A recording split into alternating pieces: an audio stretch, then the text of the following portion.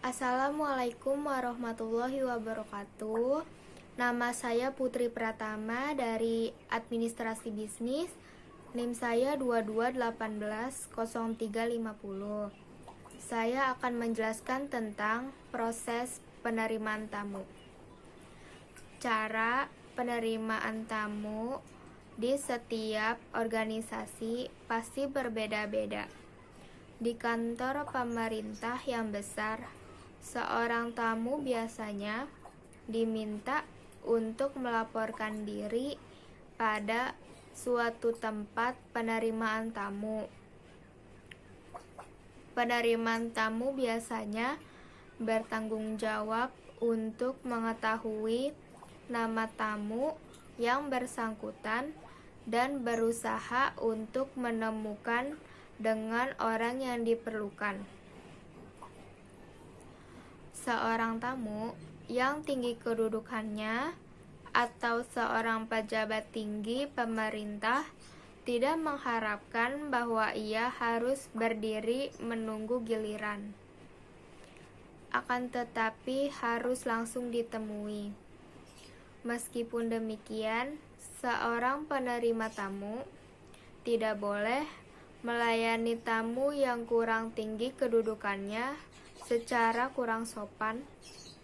Seorang penerima tamu yang baik harus mau melayani semua tamu, termasuk seorang pembawa surat, harus sama hormat dan sopannya sebagaimana ia menerima tamu seorang menteri suatu departemen. Oleh karena itu, dalam melaksanakan tugas menerima tamu, maka sikap dan kepribadian sekretaris akan memainkan peranan yang penting. Beberapa hal yang diharapkan oleh seorang tamu bila berkunjung di suatu kantor. Yang pertama adalah bertemu langsung dengan yang dimaksud, bertemu dengan orang yang mengerti masalah, dan bila perlu, orang yang dapat mewakili menyelesaikan permasalahan yang dibawanya. Ketiga, tidak perlu menunggu lama.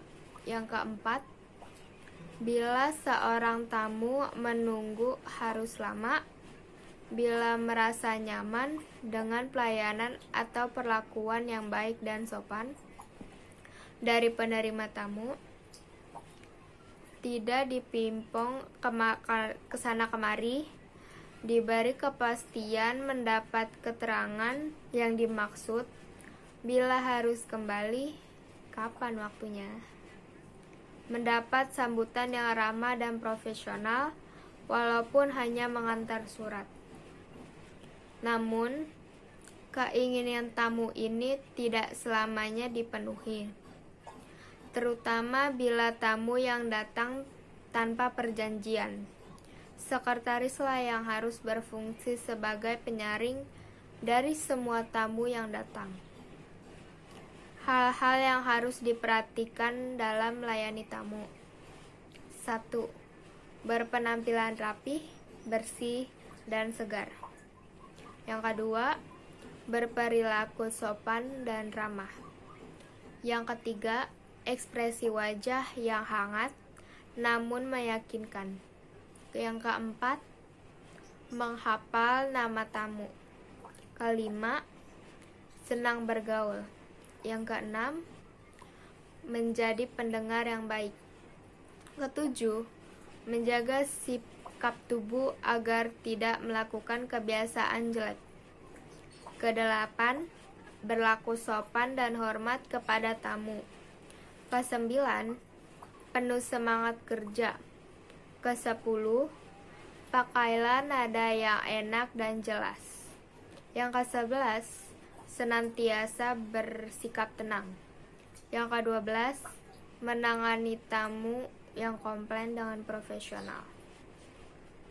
Contoh melayani tamu yang komplain. Yang pertama itu kita harus tanya dengan baik-baik, ada yang bisa kami bantu? Bila ia menjelaskan tentang permasalahannya, maka kita harus mendengarkannya dengan baik-baik. Setelah ia menceritakan masalahnya, maka kita harus memberi solusi yang tepat dan yang baik untuk mereka yang komplain. Setelah menemukan solusi yang baik, maka seharusnya kita meminta maaf terlebih dahulu agar dapat menenangkan suasana. Bersikap baik kepada mereka. Memberi senyum manis jika ia sudah mendengarkan semua solusi dari kita. Kurang lebihnya mohon maaf. Wassalamualaikum warahmatullahi wabarakatuh.